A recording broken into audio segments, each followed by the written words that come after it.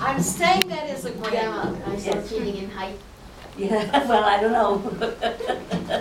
But you look taller. I mean, or maybe you got shorter. Well, that's a possibility. So this is my grandma, Evelyn Schleicher. Hi, kids. I was born in France. Yes, Strasbourg, which is right on the border between France, here, and Germany. I should have gone like that. Later she moved to Italy To Italy, yes. to escape from the Nazis taking Right. over France. Right. And not much better there. No, the French were very, very bad with the Jews. They, my parents couldn't get out of France fast enough, which was, I believe, between 1938 and 1939, just before the war started. So, my grandma. Okay. I hope you kids don't mind my using some notes, because you'll find out sometime later on in your life that memory kind of fades a little bit. And actually the more, actually I read this book, which it happened in Italy. It's almost my life, except for a few towns that it doesn't mention. At the end of the war, when I was reading it, I thought, oh my, you know. So I have some pictures also here. They're copies. Want some help?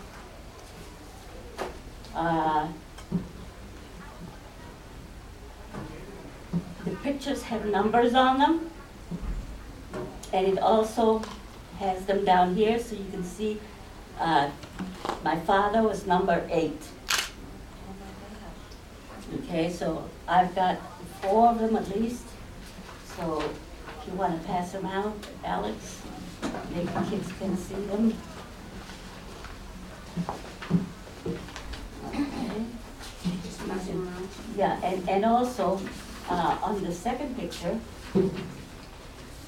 Are these pictures from the book? Where are these pictures from? Because Right from the book. so you didn't know, No. and you read the book and you saw Grandpa Jacques in the book. Exactly. Exactly. Didn't that book just come out? I've never seen these pictures before. So Wait, Grandpa Jacques is number 8? Yes.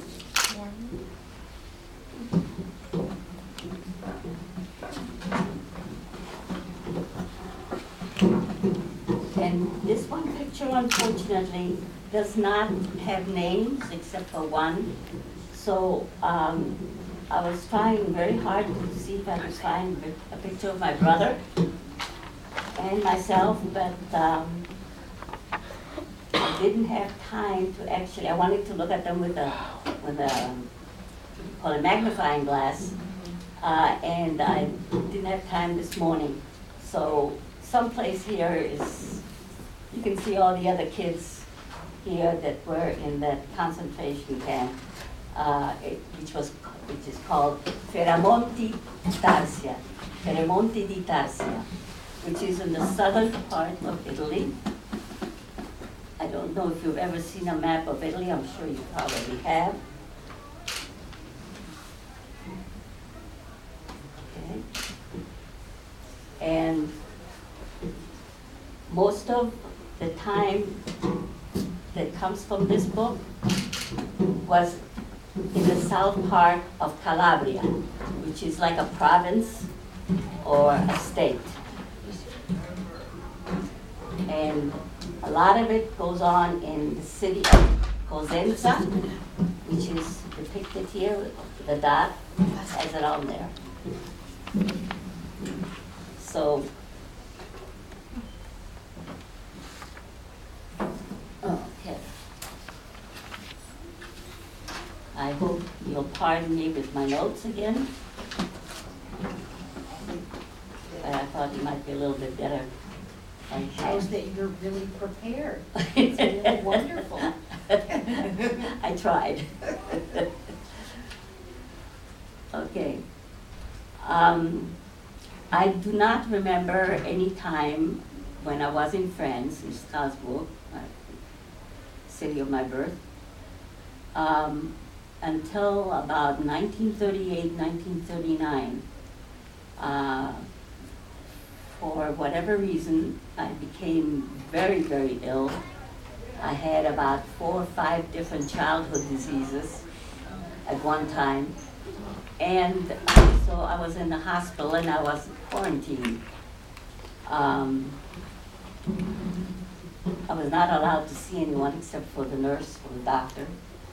And once I did see my mother sneaking a look through the glass doors, and that was, I mean, I hadn't seen her for probably 3-4 weeks, and I was about 4 years old, so you can imagine that I was pretty upset.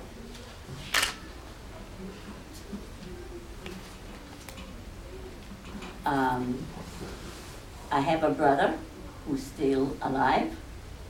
He lives in Kansas, the state of Kansas, and he's 3 years older than I am. Fortunately, unfortunately, I don't know. He has either forgotten or doesn't want to remember his experiences. I've tried to talk to him. His wife has tried to get it out of him with no avail.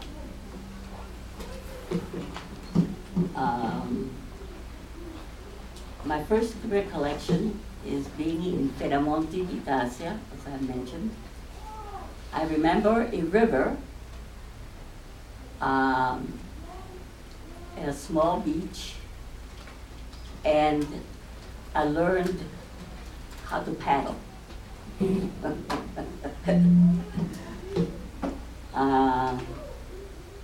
And I want to say this with all my heart, that if it hadn't been for the good heart of the Italian people, I would not be sitting here talking to you.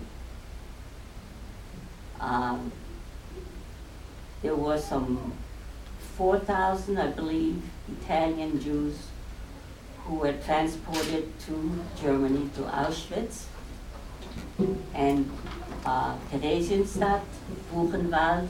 Those are 3 camps that, especially Auschwitz, where some 7 million of our people perished in gas chambers. I'm sorry that I know this is a terrible thing for you to learn or to understand, but this is what happened. And I think it's important that you learn this in history and wherever you can, that you repeat it someday to your children, to your grandchildren, so it will never, never, never happen again. Over 7 million of us perished. Plus, there were many, many Christians who perished also. We were helped immensely by nuns in convents and priests in the village. Again, if it hadn't been for them, I would not be here. I remember a time when we were in the convent and a bunch of Nazi Gestapos came looking for Jews, which the nuns all had hidden away. And again, if not for them, that would have been the end. So it's something that we all, you should all know and learn. I don't know how much of this in history is in your history books, Probably not a whole lot, unfortunately. But it's something that maybe someday, if you're in high school, you can go to the library, and they have many books written by Jews about their experiences in the different camps. And there were very, very few Jews who came out of these camps, unfortunately. My father's family, there were 7 of them. One made it to Israel before the war, and the rest, his parents and myself, his parents, all perished. My mother's family fared a little bit better. I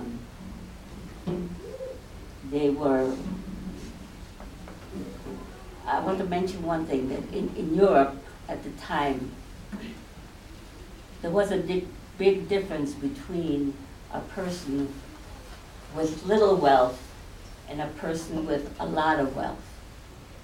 And my father was born in Germany, but his parents were Polish, which again, it wasn't a thing for a German Jew to marry a Polish Jew. Again, very unfortunately. And they were pretty much cut off from the family, but thank God my mother was a very, very strong woman, and so she made it, she made sure that we stayed alive through whatever means was possible. Thank you, I appreciate that.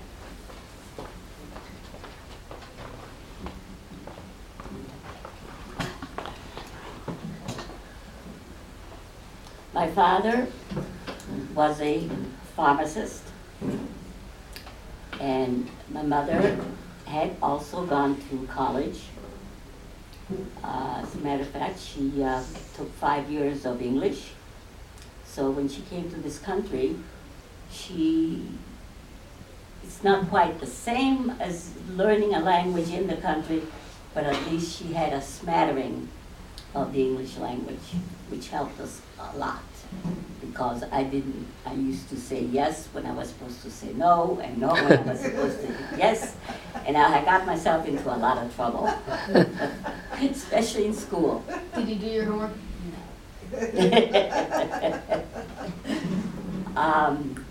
When I got 2 years of school during the war, by a different means than most kids. When they came out of school at 4 o'clock, I went in with my brother, and the teachers taught us for an hour. So it was a one-on-one, which is you learn much more that way than if it's a whole class. And the classes there were at least 30, 40 kids in a class, so it was quite large. As I said, my first recollection was about 1938, and 39, of course, the war started in May. And at the time, we were living in Milan, which is a very modern city, very large, a beautiful city. In 1938, my father, they started rounding up the Jews, and they arrested my father, and he was jailed. I remember visiting him once, and then I didn't see him again until we more or less escaped. And this was in 1939 when the war started. We were in Milano, and we my brother and I were able to go to school for a very short time. And after that, we were pretty much told we cannot school you anymore, and that was that. So most of my schooling that I got was from my mother.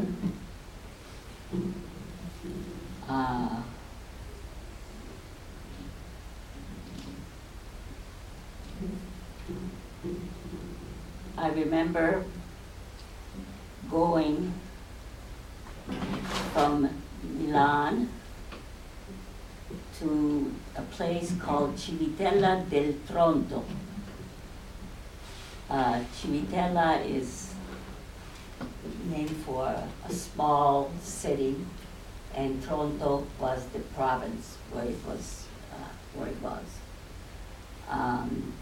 We had this was in the winter. We were made to march in about close to 2 feet of snow. Thank goodness I was small enough where there were men that carried me on their shoulders all the way from Milan to this concentration camp. Very few people actually know that Italy had concentration camps. You won't find a whole lot of it in history books. This book here, it happened in Italy. It's pretty much history of my life.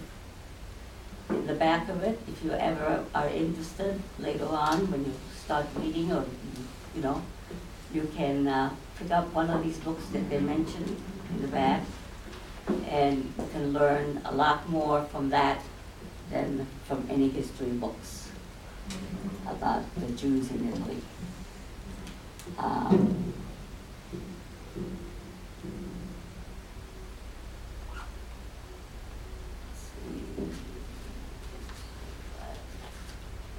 Put a few notes in here. I could pass this around if you want to see these pictures.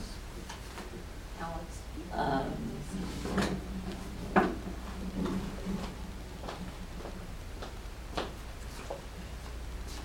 third one on the top line is my father. Third one, top one? Yes. Well, Alex is showing that around.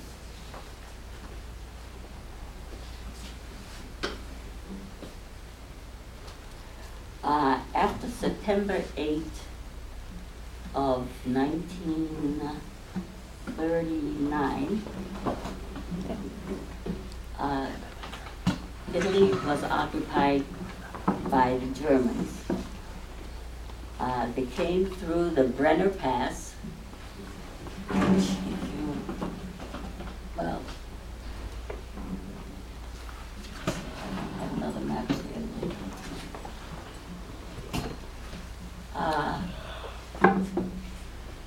There's another map, I think it was from page 35, it's a map of Italy or someplace in front there. We're on 35, that's the one. Oh, so here, let's see. Maybe it's I think. That's all right. There's a map of Italy on the back, or on the front.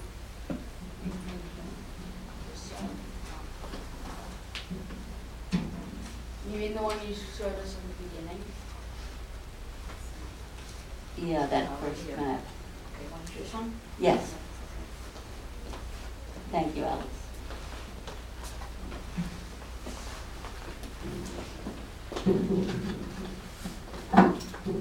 The boot here, I don't know if you can see it, it's right here, is Calabria, which is province. And we were there, that was the first place where we were interned.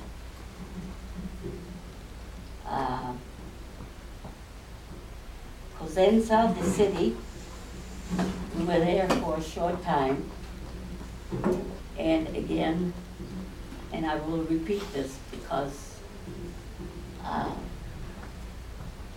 it needs to be repeated so that people will know that the Italians were very good to the Jews, most Italians. There were a few who were not, but thank God we did not encounter too many of them. In 1938-39, my mother was working for a priest as a housekeeper, and with his help, he made some false papers for us so that my name of Warmund, which means warm mouth, was changed to Varmundo, Varmundo, and my father's name, which was Jacques, became Giacomo. And my mother's name of Gertrude was Gertrude. Excuse me.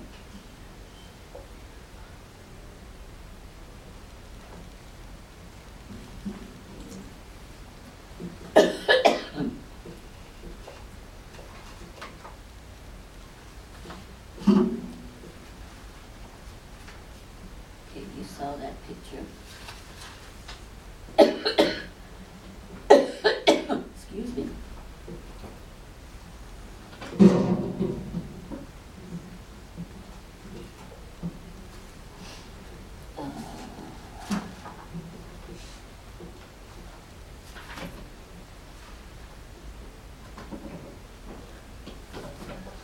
And I think perhaps that you can see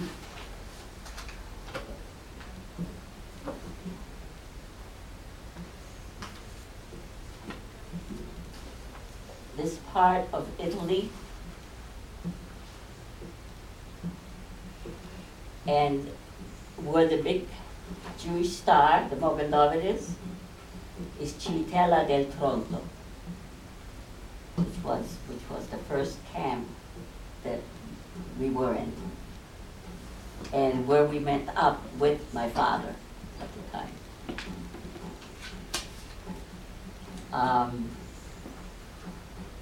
The camps in Italy were pretty much known as internato libero, which is free, interned free persons.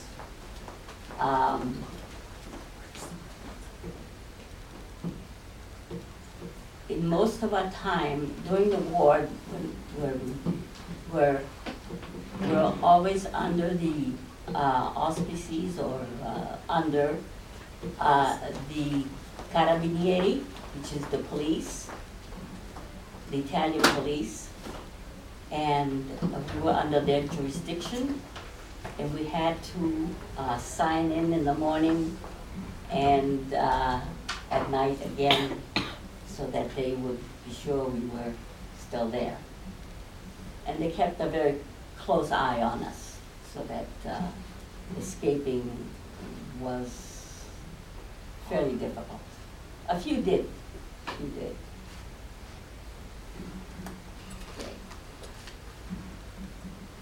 We had, as I said, the false papers, which helped a great deal. Of course, with my red hair, it was a little difficult to convince the Italians that I was an Italian, because pretty much all Italians have black hair. So I sort of stood out.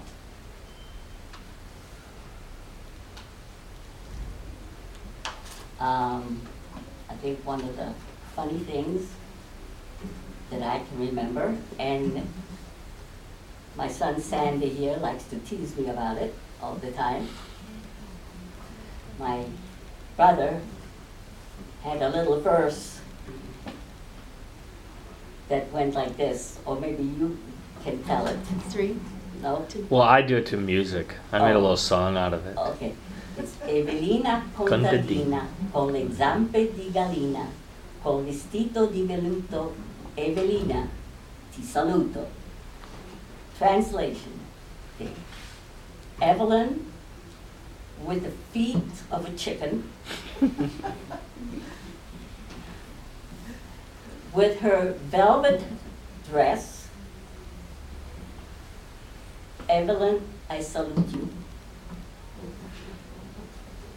I never heard the end of that one. And I make sure she still doesn't. He's good about that. Okay. There were a few times when we did laugh.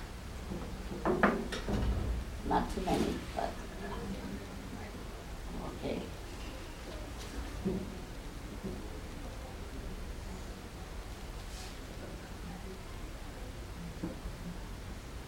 Okay.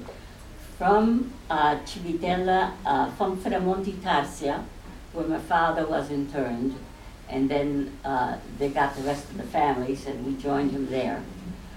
My father and a few other men, because there was very, very little to eat in the camps, and what was even there was not very palatable.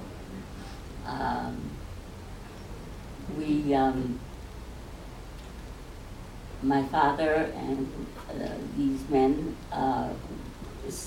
went out of the camp somehow during the night and found some farmers who gave them a sack of potatoes to bring back so we would have something to eat. And unfortunately, my father got caught with it, and he was jailed again, and this was in, we were from Piemonte, Asia. We were sent then to, let me see, Civitella del Tronto, and where we were under the auspices of the police there. We had to check in the morning and check in at night, and if we wanted to, if we had to go anywhere outside of town, we had to have special papers and special permission to do so.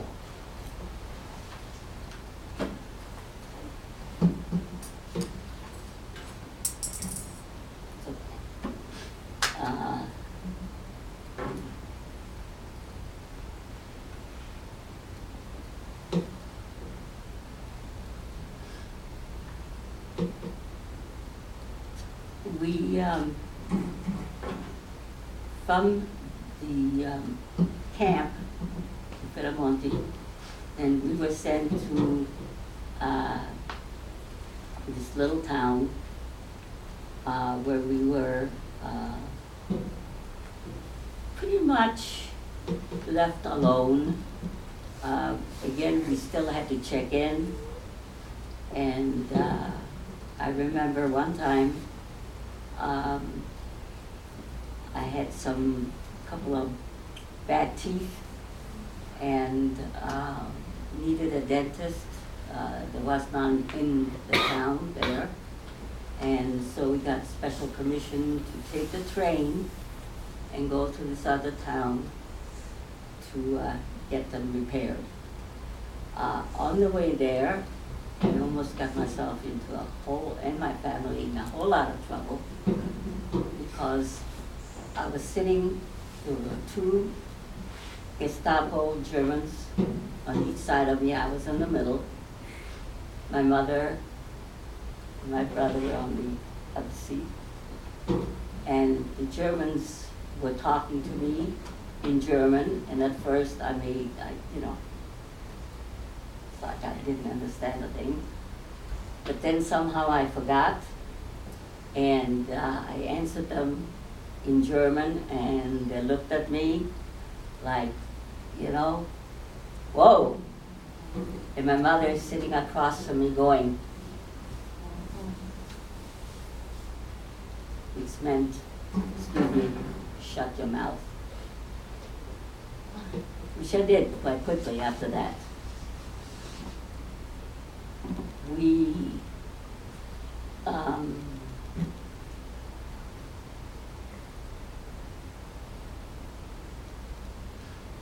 okay, well, and in all these places where we were, of course,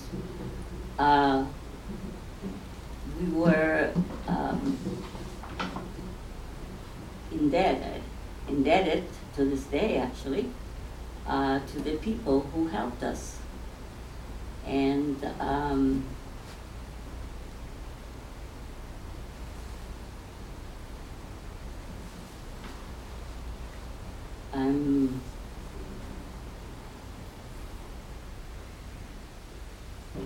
okay, that's where my father was caught with the potatoes in Civitella. And because my mother spoke Italian and German, they used her as an interpreter when the Germans came through the Brenner Pass. And let's see, I can tell you, I can find that first picture.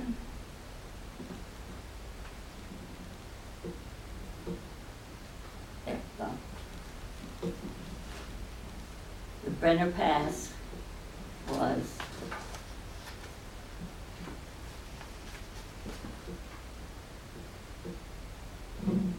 right here. That's to come through the Alps. Yep, right. Thank you. And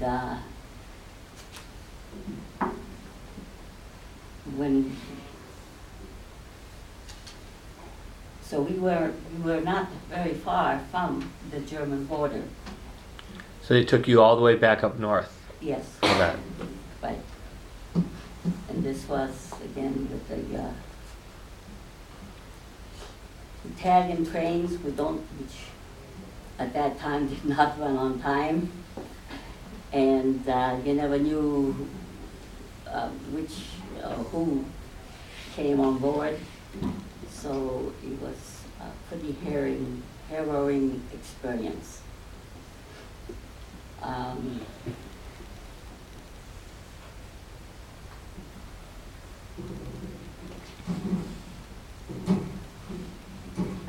As I already mentioned, I believe,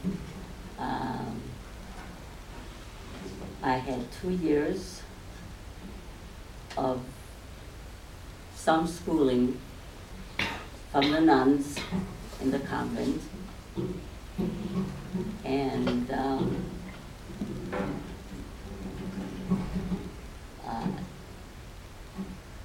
I do want to mention that while my father was arrested and jailed, my mother and my brother and I continued to live in Milan, or Milano.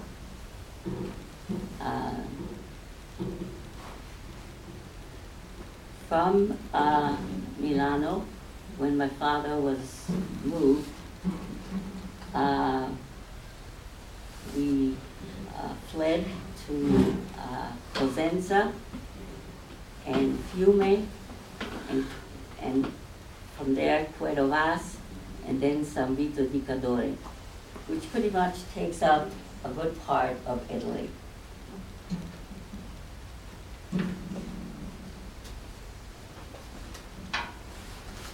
Okay. Here is Cosenza.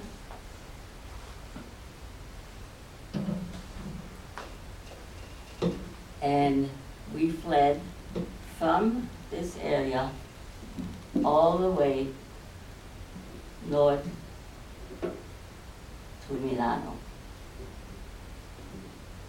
This is up here.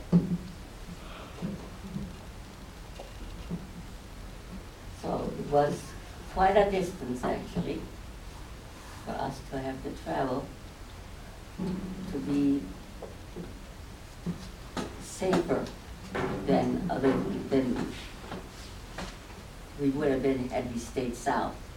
Because in Puerto Vaz, there were two, I remember, two brick buildings. We were 33 families. And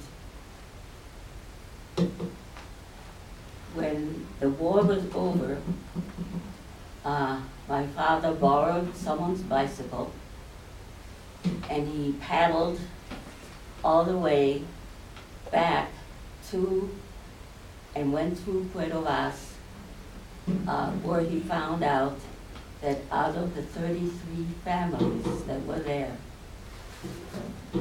because of this sack of potatoes that my father went to get, we were the only family that was alive. All the others, fathers, mothers, children, they all perished in gas camps. So it's not, even now as I'm saying it, if you look at my skin, you'll see some